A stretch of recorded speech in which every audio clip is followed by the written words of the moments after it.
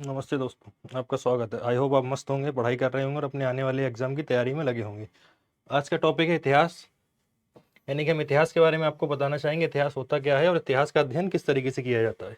इतिहास यानी कि अतीत में जो भी घटनाएं घटित होती हैं, अतीत में घटने वाली घटनाओं को क्या कहते हैं? इतिहास कहा जाता है।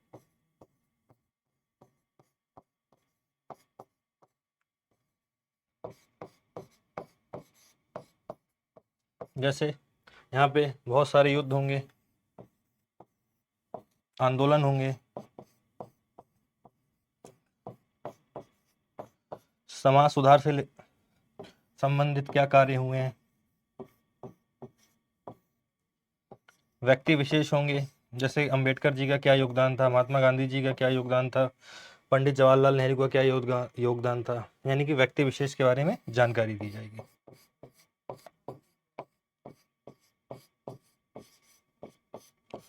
अर्थात इतिहास से हमें क्या जानकारी मिलती है कि भूतकाल में जो भी घटनाएं घटित हुई हैं, उन घटनाओं से हमारे वर्तमान पर क्या प्रभाव पड़ रहा है, क्या अच्छा प्रभाव पड़ रहा है, क्या बुरा प्रभाव पड़ रहा है। इस सभी की जानकारी हमको किस माध्यम से मिलती है? इतिहास के माध्यम से मिलती है। तो इतिहास इतिहास को बेसिकली 3 तरीके से अध्ययन किया जाता है। पहला होता है प्राग ऐतिहासिक काल, दूसरा होता है आद्य ऐतिहासिक काल और तीसरा होता है ऐतिहासिक काल। इसको बोला जाता है प्री हिस्टोरिक, इसको बोला जाता है प्रो हिस्टोरिक और इसको बोला जाता है हिस्टोरिक पीरियड। अब इसकी बात की जाए तो इसकी जानकारी हमको किसने दी थी? इसकी जानकारी हमको दी थी रॉबर्ट बुशफुट ने।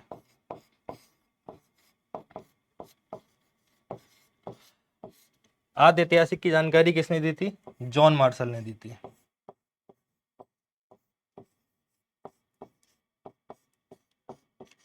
और ऐतिहासिक की जानकारी किसने दी थी? हेरोडोटस ने दी थी।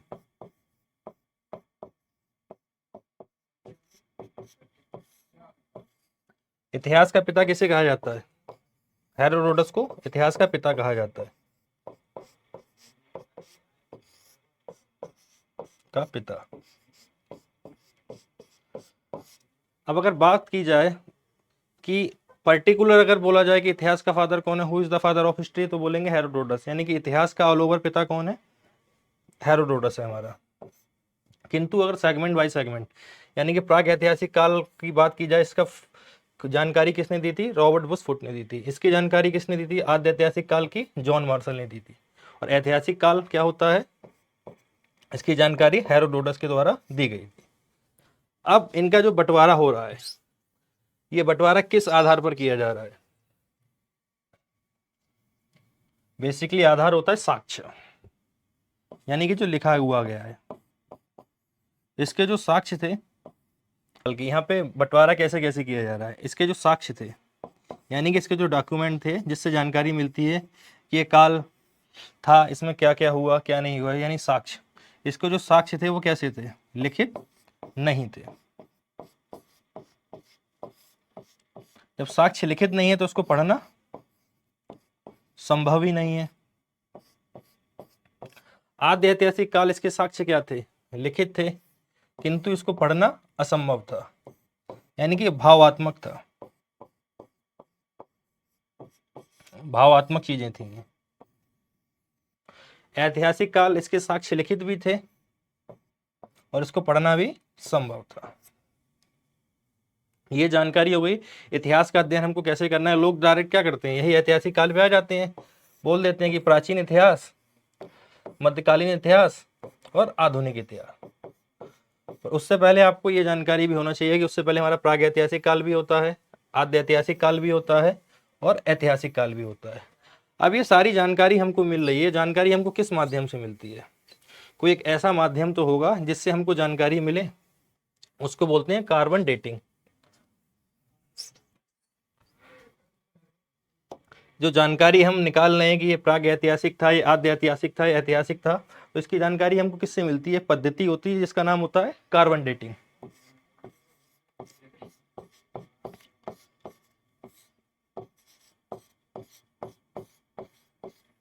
ये कार्बन डेटिंग पद्धति से क्या होता है? जीवाश्मों का अध्ययन किया जाता है। जैसे मान लीजिए कि कोई एक पत्थर का टुकड़ा मिल गया, ये इसको लैब में ले जाया गया। लैब में ले जाने के बाद इसमें से मिट्टी को रफ किया गया और फिर कार्बन डेटिंग पद्धति से जाना जाता है कितने साल पुराना है, या ये इसका प्रयोग क्या होता है, या किस लिए इसका यूज किया जाता है। तो कौन सी पद्धति होती है? कार्बन डेटिंग पद्धति होती है। 1946 में जे बिलार्ड, जे बिलार्ड नाम के व्यक्ति थे जिन्होंने इस पद्धति की क्या दी थी? जानकारी दी थी। इसी पद्धति से हमारा क्या हुआ? प्रागैतिहासिक काल की जानकारी मिली, आद्य ऐतिहासिक की जानकारी मिली और ऐतिहासिक काल की जानकारी मिली। अब ये जो कालखंड है, कालखंड आपको पता चल गया, ये तो काल के हिसाब से विभाजित किया गया। इसको बताया किसने? इसको बताया था रॉबर्ट बुशफुट ने। इसको किसने बताया था? जॉन मार्शल ने बताया था। और इसको हेरोडोटस ने बताया था। अब यहाँ पे वस्तुएं प्राप्त हुई थी। सबसे पहला वस्तु क्या मिली थी? यहाँ तांबा मिला था। यहाँ क्या मिला था? कांसा मिला था। और यहाँ पे क्या मिला था? लोहे के साक्ष्य मिले थे। जो तांबा, कांसा और लोहा, यानी कि वस्तु के आधार पर विभाजन किसने किया? क्रिश्चियन थॉमसन ने किया था।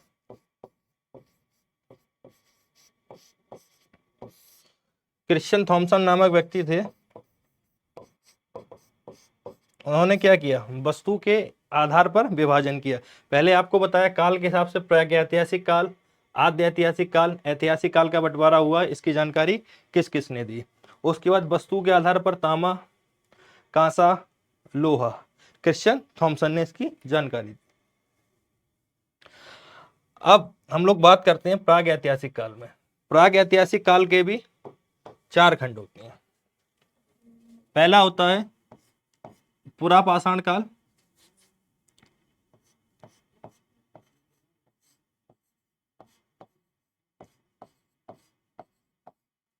दूसरा होता है मध्यपाषाण काल,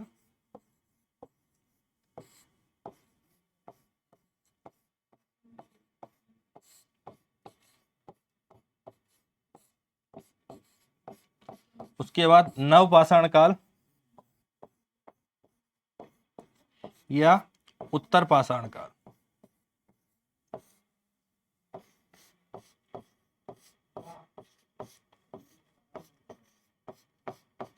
और ये होता है हमारा ताम्रपाषाण काल।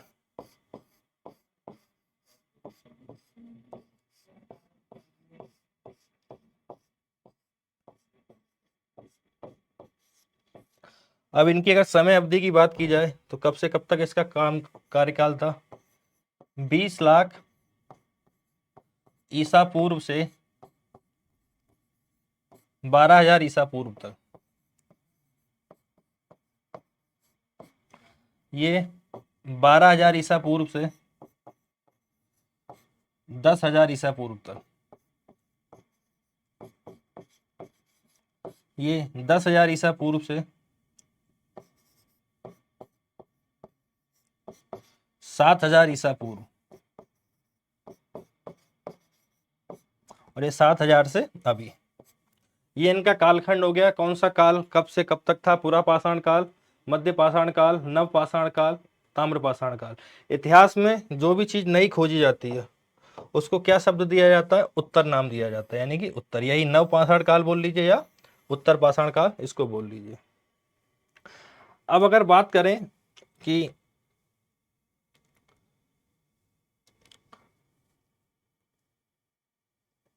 ये जो पुरापाषाण काल है इसकी जानकारी किसने दी थी? मध्यपाषाण काल की जानकारी किसने दी थी? नवपाषाण काल की जानकारी किसने दी थी? और ताम्रपाषाण काल की जानकारी किसने दी थी?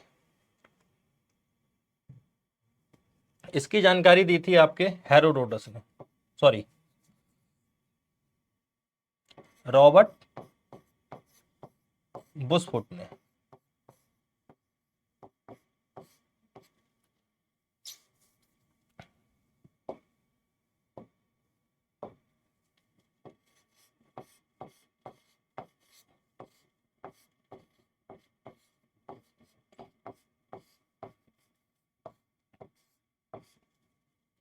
इसकी दी थी करसाइल ने, इसकी जानकारी दी थी जॉन लुबाक ने,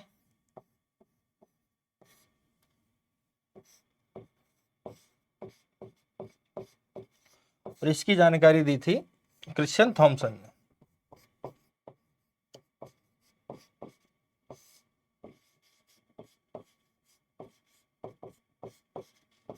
ये तो समय अवधि बताई गई थी, पर इसकी जानकारी बेसिकली दी कब गई थी? इसकी जानकारी इन्होंने दी थी 1863 ईस्वी में। इसकी जानकारी इन्होंने दी थी 1867 ईस्वी में। इसकी जानकारी इन्होंने दी थी 1865 ईस्वी में, और ये एक की जानकारी दी थी इन्होंने 1904 ईस्वी में। ये सारी जानकारियां हो गई। पुरा पाषाण काल कौन बता रहा है? रॉबर्ट बुशफुट बता रहे हैं। मध्य पाषाण काल कौन बता रहा है? कर्साइल बता रहे हैं। नव पाषाण काल कौन बता रहा है? जॉन लुबाक बता रहे हैं। और ताम्र पाषाण काल कौन बता रहा है? क्रिश्चियन थॉमसन बता रहा है। अब इन कालों में बेसिकली हुआ क्या था, किस चीज की खोज हुई थी, किसके साक्ष्य मिले थे? अब बात करते हैं अगर पुरा पाषाण काल की।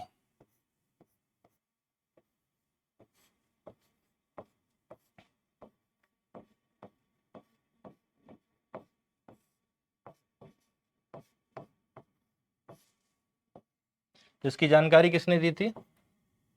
रॉबर्ट बुशफुट ने दी थी।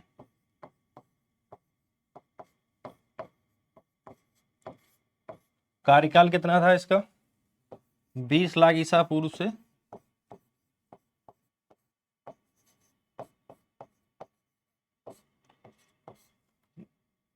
12,000 ईसा पूर्व।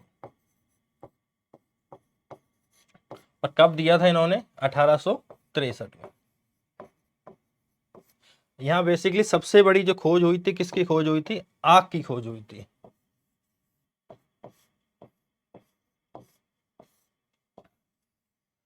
आग की खोज तो पुरा पाषाण काल में हो गई थी, पर मानव ने व्यवस्थित रूप से इसका उपयोग करना कब से प्रारंभ किया था? व्यवस्थित प्रयोग कब से शुरू किया था? व्यवस्थित इसका प्रयोग किया था नव पाषाण काल से। व्यवस्थित प्रयोग इसने किया था नव पाषाण काल से प्रयोग करना शुरू किया था।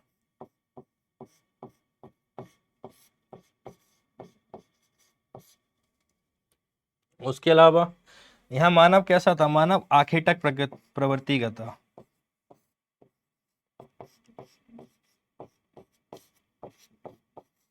यानी कि शिकार करता था, उससे जो भोजन मिलता था उसको खा के अपना जीवन यापन करता था।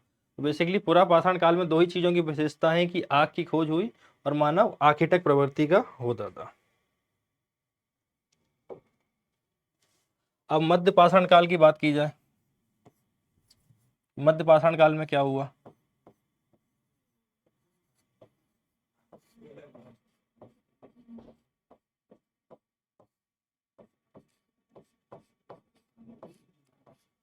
यहाँ पे मानव का थोड़ा सा जीवन स्तर सुधर गया।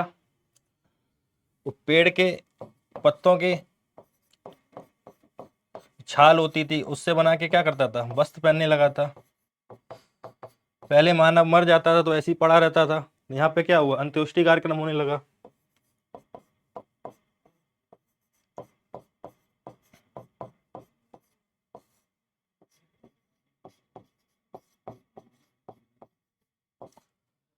उसके बाद क्या था? हमारा नव पाषाण काल आया। नव पाषाण काल में क्या क्या हुआ?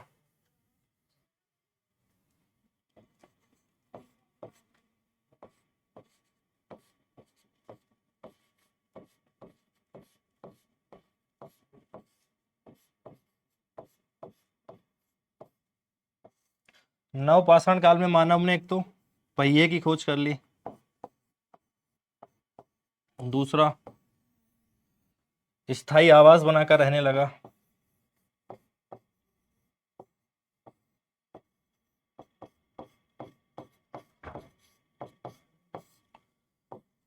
उसके बाद पशुपालन करने लगा,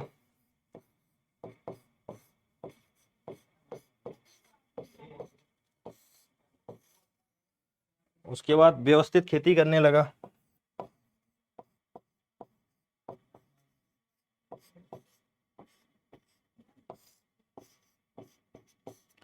और आग का उपयोग क्या करने लगा? भोजन बनाने के लिए करने लगा अपना, यानी कि व्यवस्थित उपयोग करने लगा आग का। आग का व्यवस्थित उपयोग होने लगा यहाँ पे। और जो हमारा ताम्रपाषाण काल था, ताम्रपाषाण काल में बेसिकली क्या हुआ? तांबे की खोज हो गई थी।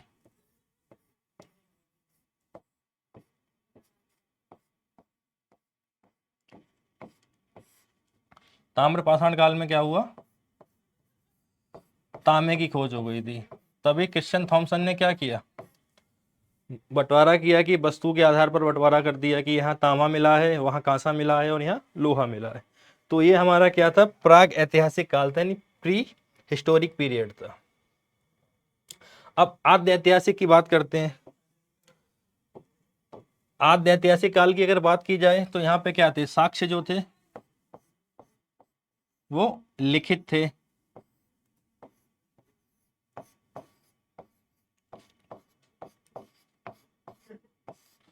परंतु इनको पढ़ना क्या था? असंभव था।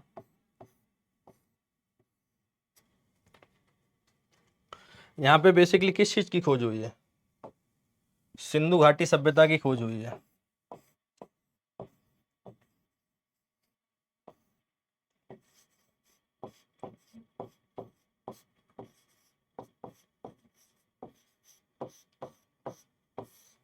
एक ऐसी सभ्यता थी, पहली नगरीय सभ्यता थी।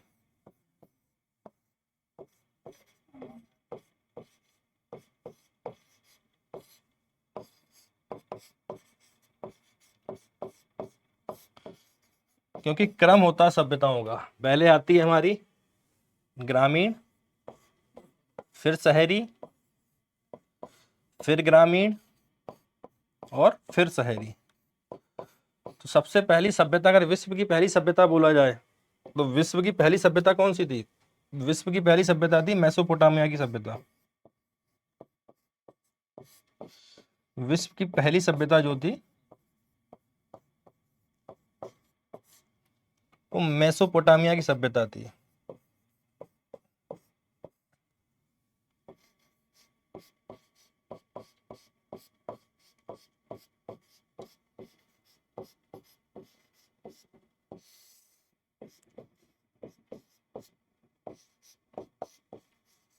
अगर बोला जाए पहली ग्रामीण सभ्यता कौन सी थी, तब भी मेसोपोटामिया की सभ्यता है। पहली सभ्यता कौन सी थी? मेसोपोटामिया की सभ्यता है। पहली नगरीय सभ्यता बोला जाए तो सिंधु घाटी सभ्यता है।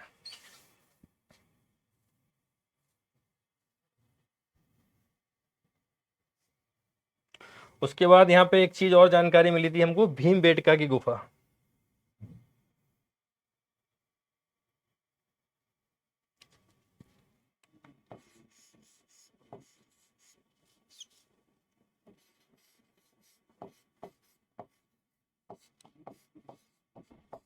भीमबेटका की गुफा वर्तमान में कहाँ पर है? ये मध्य प्रदेश में है। अगर कोई केंद्र लेवल का एग्जाम होगा, यानी सेंट्रल लेवल का एग्जाम होगा, वहां पे पूछा जाता है कि भीमबेटका की गुफा कहाँ है, तो आप बताएंगे कहाँ? मध्य प्रदेश में। अगर वही मध्य प्रदेश का अगर स्टेट का एग्जाम होगा तो आपसे जगह पूछ लेगा।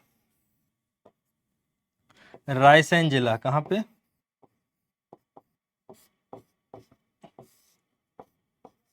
और यहाँ का स्थान क्या है? अब्दुल्लागंज।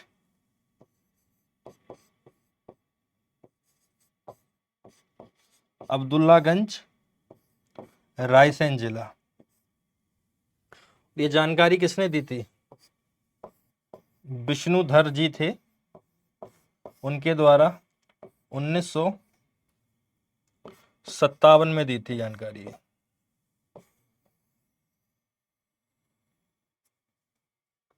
कि भीमबेटका की गुफा है। और भीमबेटका की गुफा कैसी थी? ऐसा एक मान लीजिए मानव खड़ा हुआ था और एक ऐसा भाले का चित्र था, ऐसा समझ लीजिए।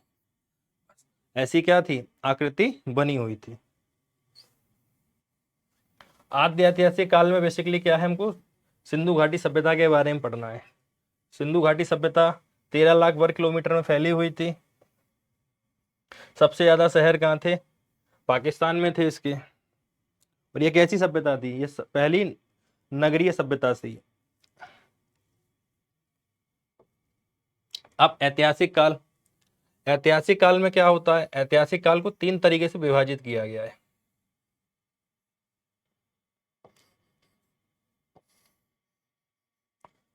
पहला है प्राचीन इतिहास,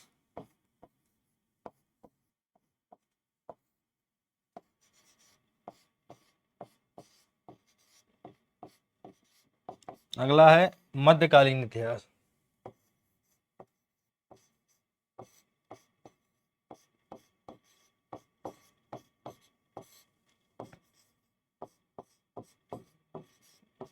उसके बाद है आधुनिक इतिहास,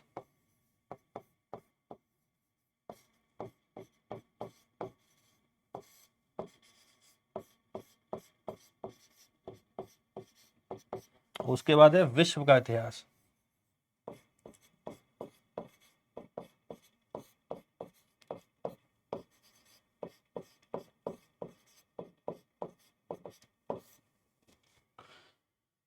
अब ये जो स्रोत होते हैं, इसका अध्ययन करने के स्रोत क्या होंगे? इसका जब आप अध्ययन करेंगे तो इसके अध्ययन के स्रोत यानी जानकारी आपको पता, एक तो बताया कार्बन डेटिंग होती है, पर कार्बन डेटिंग में क्या क्या स्रोत होंगे? एक तो होगा हमारा पुरातात्विक स्रोत, इसको इधर लिख दीजिए।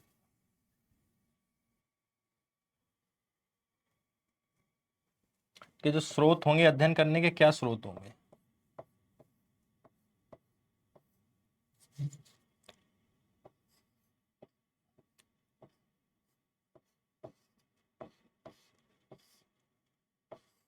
एक तो पुरातात्विक स्रोत होगा,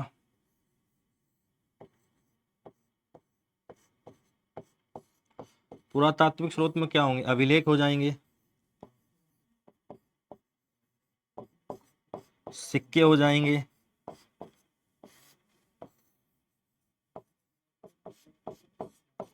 ये आपको सीक्वेंस से चीजें बताई जा रही कैसे कैसे अध्ययन करना है। जब अब तक आपको आपके विषय की जानकारी नहीं होगी कि आपके विषय को अध्ययन आपको कैसे करना है, कि स्टेप बाय स्टेप अब आपको पता चल गया कि सबसे पहले प्राग ऐतिहासिक पढ़ा, प्राग ऐतिहासिक को आप पढ़ लेंगे, उसके बाद आप पढ़ेंगे आद्य ऐतिहासिक, आद्य ऐतिहासिक जब पढ़ेंगे तो सिंधु घाटी सभ्यता हो जाएगी, आद्य ऐतिहासिक पढ़ने के बाद में फिर सिंधु घाटी सभ्यता, मिस्र की सभ्यता, फारस की सभ्यता, मेसोपोटामिक सभ्यता, यानी कि उससे मिलती जुलती जो भी सभ्यताएं हैं उसको आप पढ़ लेंगे। उसके बाद में फिर आएंगे आप ऐतिहासिक काल में, ऐतिहासिक काल में आप अभिलेख को जानेंगे, अभिलेख के बाद में सिक्कों को जानेंगे, सिक्कों के बाद में लिपियों को जानेंगे। उसके बाद फिर क्या करेंगे आप? फिर जब आएंगे वैदिक काल पे आएंगे, फिर बुद्ध धर्म, जैन धर्म, मौर्य काल, गुप्तोत्तर काल, ऐसे आपके क्या होंगे? स्टेप बाय स्टेप आप अध्ययन करते जाएंगे। उसके बाद में विदेशी यात्री, जो विदेशी यात्री हमारे यहाँ आए हुए होंगे। उसके बाद साहित्यिक स्रोत,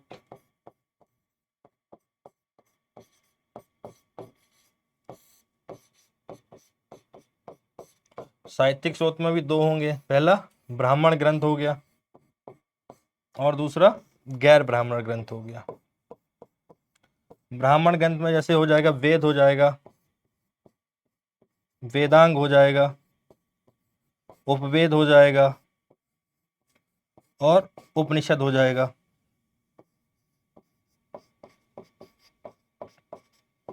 गैर ब्राह्मण ग्रंथ में जैसे जैन हो गया, बौद्ध हो गया और अन्य स्रोत, अन्य स्रोत में जैसे बुक हो जाएंगी। तो ये आपको स्टेप बाय स्टेप अध्ययन करते चलना है।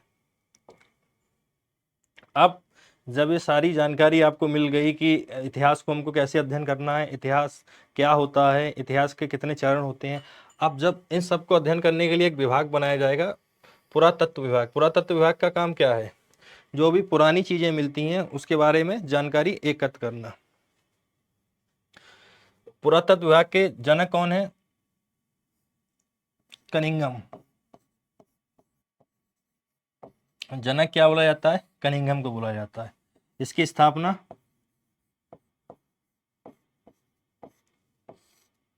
1861 ईस्वी में हुई थी। इसके जो फर्स्ट निर्देशक थे जॉन मार्शल थे।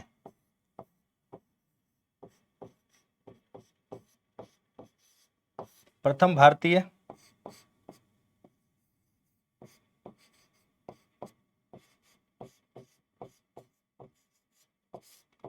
दयाराम साहनी।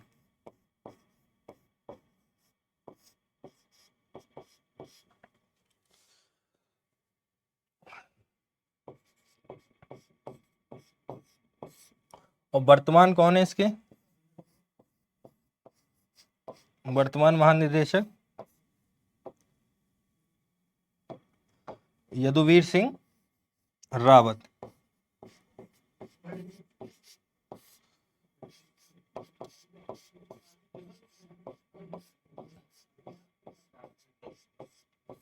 जब ये पुरातत्व विभाग बनाया गया था तो इस समय गवर्नर जनरल कौन था? Lord Curzon.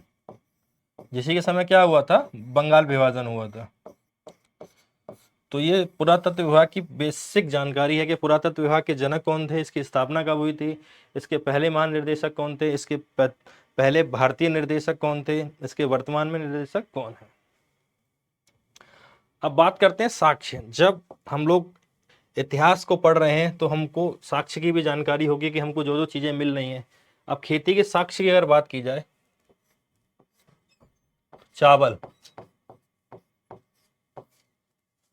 चावल के साक्ष्य कहां से मिले हैं? कोल्डिवा से मिले हैं।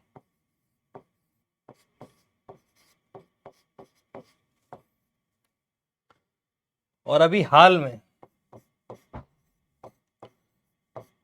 चावल के साक्ष्य कहां से खोजे गए हैं? लाहौरा देव।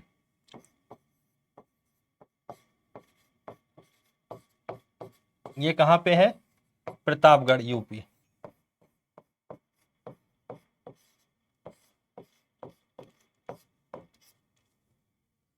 उसके बाद में जौ एवं गेहूं,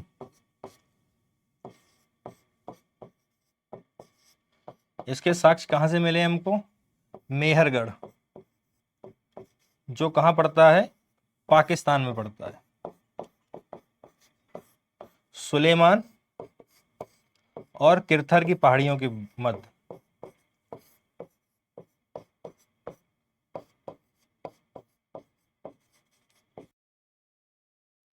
जौ और गेहूं बेसिकली कहाँ की फसल है? ये फसल है हमारी मध्य एशिया की। ये हमारी फसल है मध्य एशिया की, सेंट्रल एशिया की। और जो चावल है, चावल कहाँ का है? चीन का है।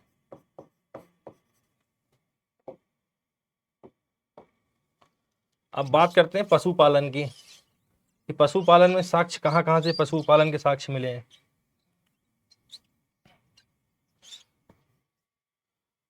आदमगढ़,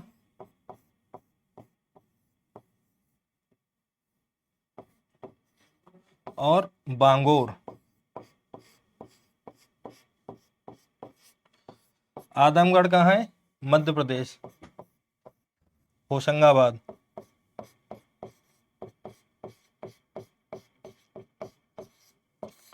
बांगोर कहाँ है? भीलवाड़ा, राजस्थान।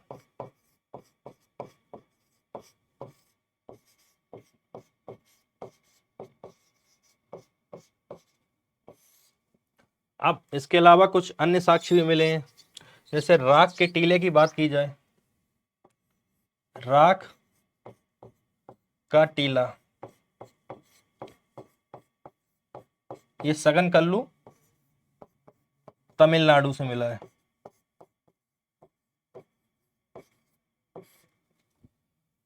अगर बात की जाए अस्थि पंजर, मानव अस्थि पंजर, मदहा से जानकारी मिला है।